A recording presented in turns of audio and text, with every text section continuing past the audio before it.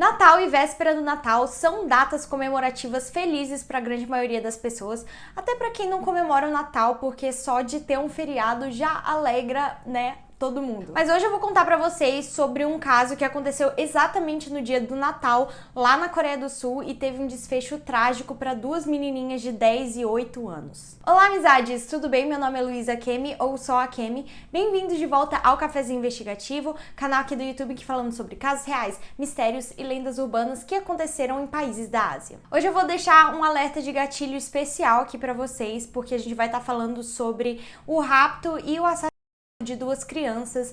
Então, se esse tipo de assunto te deixa desconfortável, por favor, saia desse vídeo agora. Espero que vocês todos estejam bem e saudáveis. Faz aproximadamente 2 meses que eu não gravo aqui pro canal. Todos os vídeos que vocês estão vendo sair todo esse tempo, eu tinha gravado em setembro ou outubro.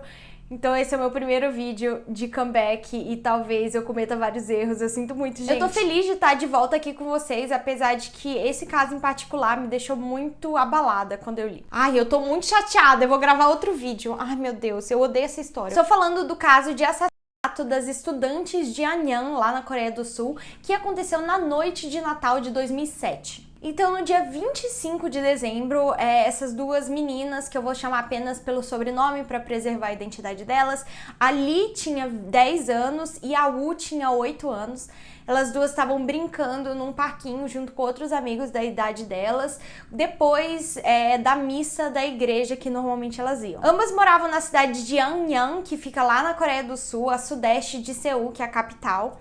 E é uma cidade mais ou menos pequena, tem aí no máximo uns 600 mil habitantes. Já de tarde, ali por volta das 4h10 da tarde, as duas meninas foram vistas brincando em um centro, um anfiteatro, assim, ao ar livre, que ficava em um local chamado Centro Literário de Anyang, que até onde eu entendi era um prédio dentro da universidade da cidade. As duas meninas eram vizinhas, moravam bem próximas uma da outra mesmo, então elas faziam tudo juntas, e elas sempre iam brincar nesse parquinho e nesse anfiteatro, porque ficava muito perto da casa delas. Eram uns 500, 300 metros da casa delas. Então, até onde eu entendi com o meu coreano um pouco podre, é que as duas sempre ficavam brincando sozinhas ou com alguns amiguinhos da mesma idade delas nessa região, e os pais não ficavam supervisionando, até porque era uma cidade bem segura. Até hoje a Coreia do Sul é relativamente segura. Os pais só falavam o horário que as meninas tinham que voltar para casa e elas sempre voltavam sozinhas. Por volta das 5 horas da tarde, já estava ficando mais ou menos no horário que elas tinham que voltar para casa,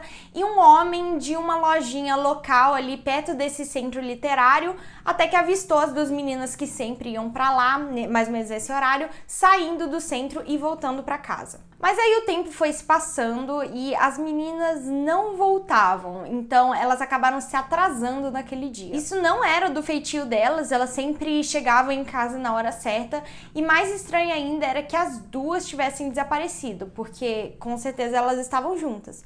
O tempo foi se passando e os pais foram ficando cada vez mais preocupados, até que eles resolveram sair de casa e olhar ali pelo bairro, nos lugares onde elas normalmente estariam brincando. Então os pais saíram de casa e ficaram vasculhando a noite inteira. Eles procuraram por essas meninas por horas e horas, todo aquele 1 quilômetro ao redor da casa deles. E eles até passaram por esse parquinho e pelo centro literário e não encontraram nenhuma pista de onde as meninas poderiam estar. Esse era um caso um tanto preocupante, porque os pais e a polícia tinham duas preocupações. Ou que elas tivessem sofrido um acidente, porque lá perto desse centro literário tinha uma trilha montanhosa, que essa montanha se chama Surisan, e ela era relativamente alta. Então o medo deles era que as meninas tivessem se machucado de alguma forma e não conseguiram voltar para casa.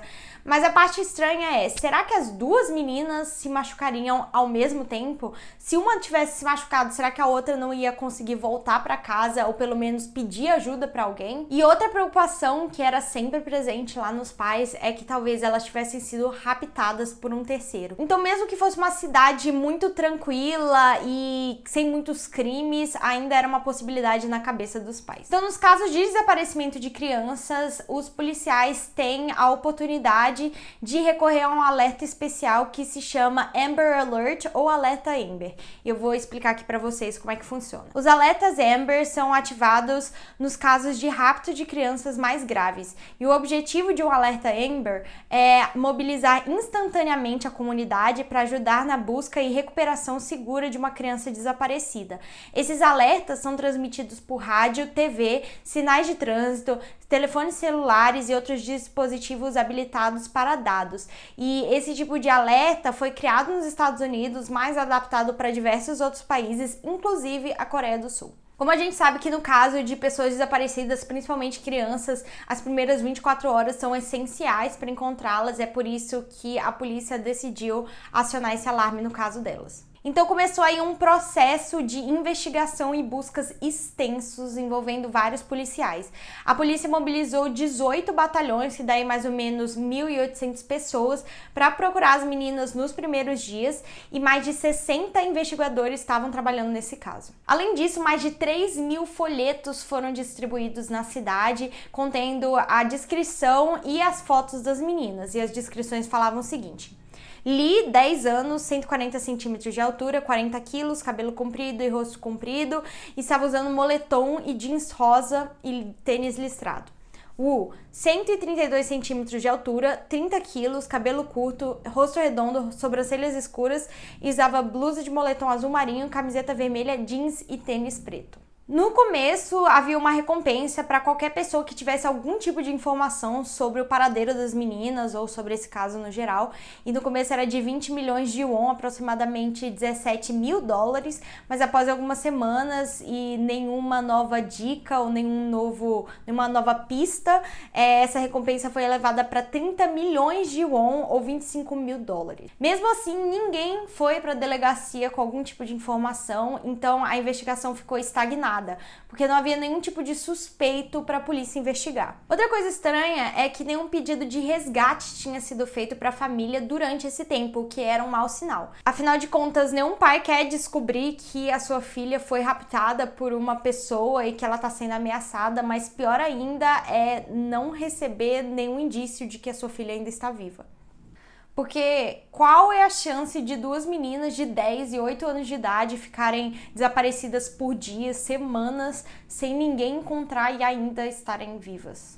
A investigação continuou meio parada até o dia 11 de março, quase 3 meses depois do desaparecimento delas, quando um militar estava patrulhando ali uma região de encosta perto da cidade de Suwon, que fica bem perto de Seul mesmo, e ele encontrou um objeto muito estranho, meio enterrado no chão. Se eu não me engano, esse militar estava participando dos esforços de busca, então não é como se ele tivesse tropeçado ali num objeto e descobrisse por acaso. Ele realmente estava procurando as meninas naquela época. E quando ele chegou perto, ele viu que se tratava de um corpo em decomposição. Como o corpo já estava bem deteriorado, ele obviamente não conseguiu identificar a pessoa lá na hora, então ele chamou outros policiais e encaminhou o corpo para o Instituto Nacional de Investigação Científica, onde os cientistas, onde as pessoas que conduziram esse teste, constataram que o cadáver pertencia a uma jovem de 8 a 10 anos, então exatamente na idade das duas meninas que estavam desaparecidas. Então, uma análise de DNA foi feita nesse cadáver e aí descobriram que realmente se tratava da Lee, que é a menina de 10 anos envolvida nesse crime. Já fazia bastante tempo que ela estava desaparecida, então realisticamente as chances dela ter sido encontrada viva eram muito baixas, mas de qualquer forma os pais ainda tinham esperança e quando eles receberam essa notícia eles passaram muito mal, parece que eles até desmaiaram. E ao mesmo tempo que essa evidência foi encontrada, a polícia na verdade já estava investigando um possível suspeito. Se tratava de um morador local lá da cidade de Anyang chamado Jong Song-hyun, que vivia sozinho a cerca de 130 metros da Lee. Não da Lee, da menina Lee de 10 anos. E por que ele era suspeito? Exatamente porque ele alugou um carro Hyundai Sonata 2003 exatamente no dia que as meninas desapareceram e no dia seguinte ele já devolveu o carro alugado. Só que quando ele chegou lá na empresa de aluguel de carros, as pessoas, os funcionários, notaram que tinha uma mancha suspeita no porta-malas. Como o corpo da Lee foi encontrado, os investigadores puderam conduzir um teste de DNA para ver se era compatível com a mancha que acreditavam ser de sangue no porta-malas do carro que foi alugado. E, de fato, quando os resultados voltaram, não havia suspeitas de que o sangue correspondia ao DNA da Lee. Naquele mesmo dia, 16 de março, o Jong foi preso diretamente da casa da sua mãe, que ficava em outra cidade coreana chamada Boryong. No momento da prisão, o Jong disse que a prisão dele era totalmente injustificada, que ele estava sendo injustiçado e negou totalmente todas as acusações. Só que depois de um tempo, ele foi vendo que as evidências contra ele eram muitas e que provavelmente ele não conseguiria esconder o crime que ele tinha cometido, então ele resolveu mais ou menos confessar. Ele disse que no dia do crime ele realmente tinha alugado aquele carro, mas que ele estava andando na rua e acabou atropelando essas duas meninas. Quando ele saiu do carro, ele falou que viu que as duas realmente estavam mortas e, com medo das consequências do que ele tinha acabado de fazer, ele decidiu colocar o corpo das duas dentro do carro e enterrá-las depois em lugares diferentes para despistar a polícia. Mas tinha alguma coisa muito estranha nessa afirmação dele e os policiais não conseguiam acreditar na palavra do Jong. Eles acreditavam que, na verdade, ele estava mentindo sobre toda essa história de acidente de carro e que, na verdade, ele tinha sim intenções maliciosas. E agora eu vou explicar para vocês um pouco do passado desse homem para vocês entenderem o porquê que os policiais achavam que ele estava mentindo.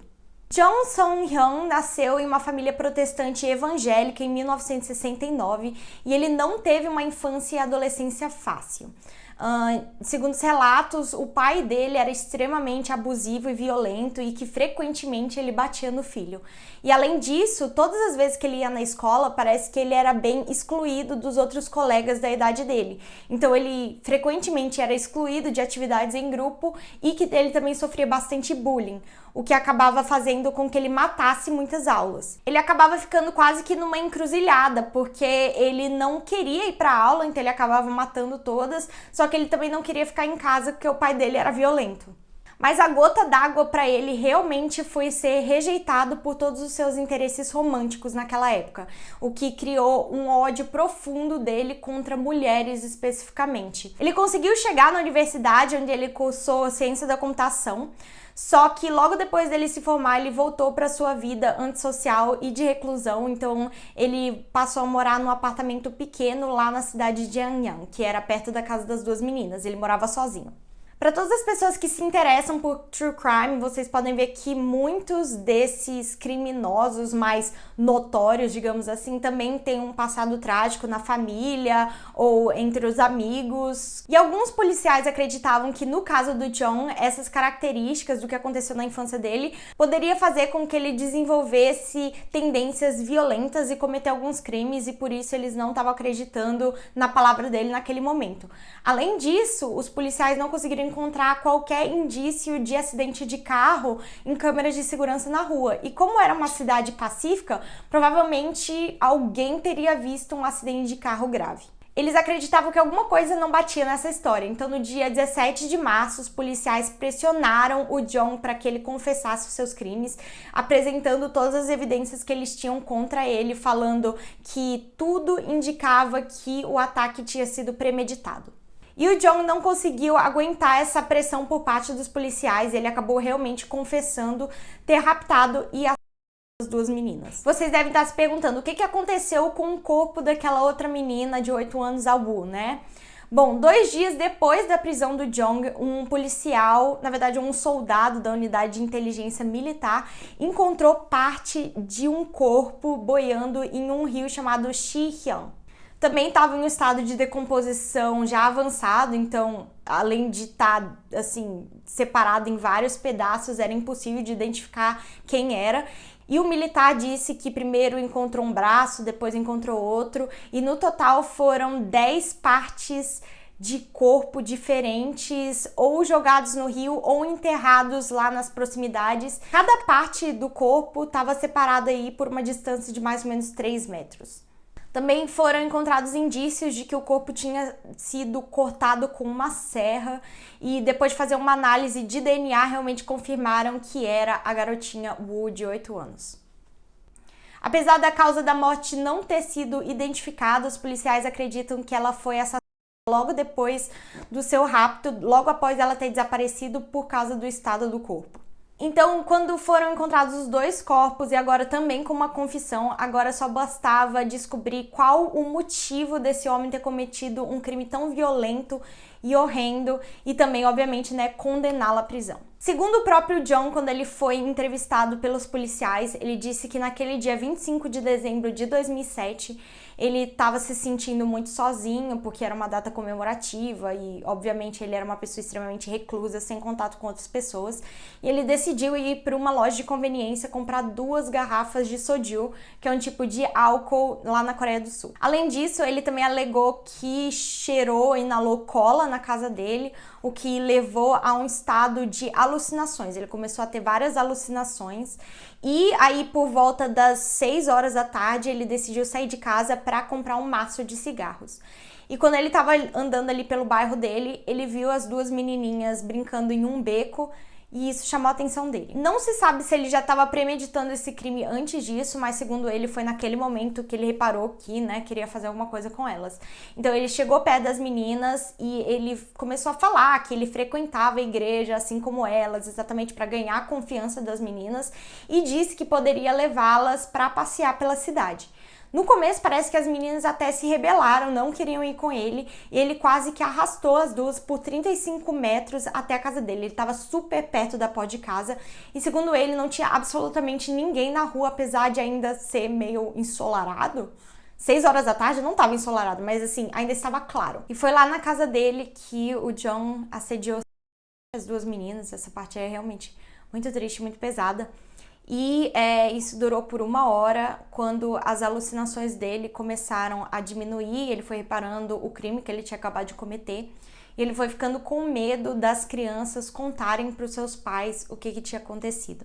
Então, na cabeça dele, a melhor escolha seria as 2 e se livrar dos cadáveres. Foi então que às 7 horas da noite ele decidiu tampar a boca e o nariz das 2 meninas, asfixiando elas até a morte, e depois disso ele decidiu alugar o carro para se livrar dos corpos. Segundo ele mesmo, na cabeça de alucinações dele, ele achava que se ele desmembrasse o corpo das meninas, seria mais difícil da polícia descobrir o que ele tinha feito. Então ele fez isso com uma serra. E primeiro ele colocou ali no carro, que era a mais velha, de 10 anos, colocou ela no porta-malas, levou até o local onde ela foi encontrada e enterrou ela lá.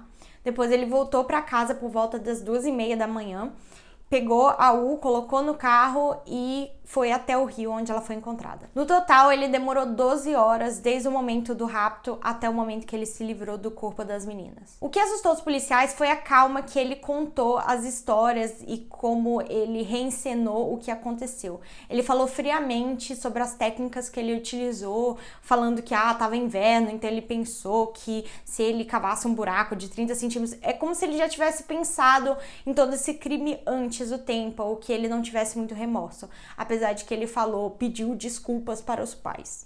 Enquanto ele estava sendo investigado, os policiais também levantaram outra possibilidade dele, na verdade, ser um serial killer e ser responsável pela morte de outra mulher que aconteceu em 2004, que era uma assistente de karaokê de 44 anos, que foi assassinada no ambiente de trabalho, e o corpo dela foi deixado no local do crime.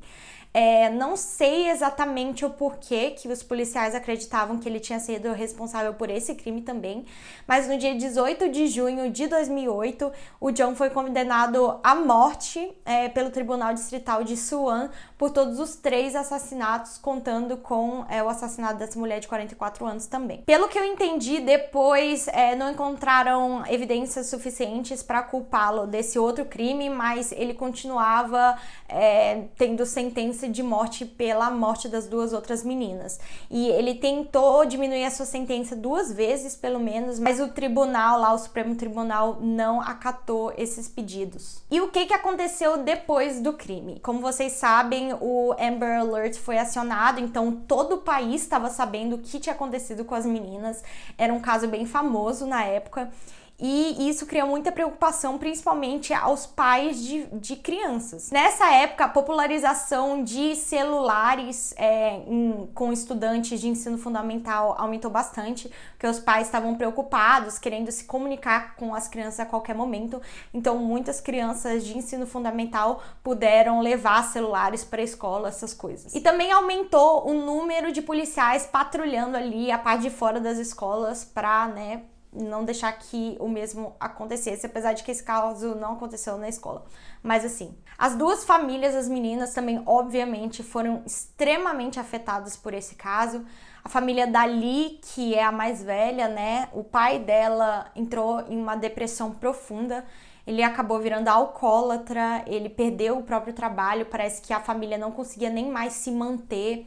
A mãe e o irmão dela tiveram traumas para a vida toda, não conseguiam comer, não conseguiam dormir. E o pai até acabou morrendo de cirrose em 2014, com apenas 53 anos. Já a família da Wu foi um pouco diferente, depois desse caso repercutir e tudo mais, ele ser concluído no tribunal, a família decidiu desaparecer. Parece que a irmã mais velha da Wu tinha o mesmo nome que ela, aí trocaram o nome da menina, mudaram de cidade, cortaram relação com todas as pessoas que eles conheciam, eles não falavam mais sobre esse caso de forma nenhuma. Eles nem iam visitar ali o memorial criado para Wu, para a memória da Wu. E assim, cada pai lida com essa situação de forma diferente, com certeza é um evento traumático, a gente não sabe como a gente ia se sentir até estar nessa posição, E é um caso extremamente triste, eu fiquei extremamente abalada quando eu li sobre isso para contar para vocês. E é isso, essa foi a história de hoje. Se vocês quiserem ver outros casos, eu tenho contado casos um pouco menos pesados aqui na playlist acima, então deem uma olhada. E apesar de ter sido um caso meio pesado, como eu já disse antes, eu espero que vocês tenham um final de ano seguro e com as pessoas que vocês amam. E é isso.